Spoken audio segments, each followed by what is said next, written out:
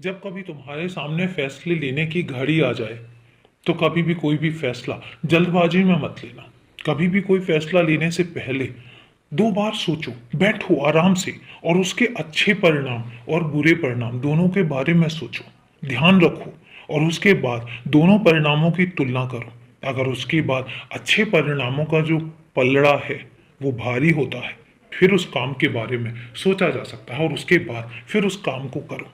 क्योंकि अगर तुमने कोई काम जल्दबाजी में कर दिया या कोई फैसला तुमने जल्दबाजी में ले लिया, याद रखना उस परिणाम का और उस फैसले का जो परिणाम आएगा वो दुखद भी हो सकता है। इसीलिए क्योंकि काम करने के बाद सिर्फ उसका फल आता है और इसके अलावा तुम उस काम को पूर्ववत नहीं कर सकते हो, तुम पहले जैसा नहीं कर सकते हो, उस फैसले को पहले जैसा नहीं कर सकते हो, बदल नहीं सकते हो।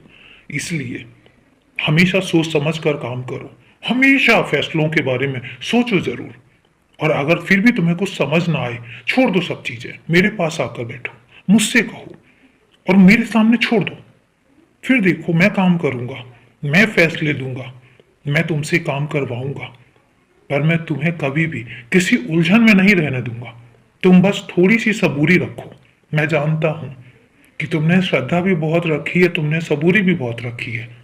मैं ये नहीं कहता हूं कि तुम्हें ज्यादा समय तक अब सबूरी रखनी पड़ेगी, पर समय रहते हर एक बार की हकीकत तुम्हारे सामने आएगी, हर एक बात तुम्हारे सामने खुलकर आएगी और फिर तुम्हें पता लगेगा बहुत सारी चीजों का, तुम्हें पता लगेगा बहुत सारी बातों का।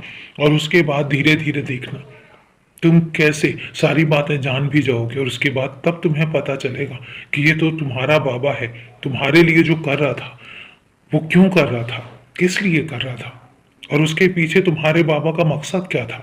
सब जानोगे तुम, सब तुम्हें पता चलेगा।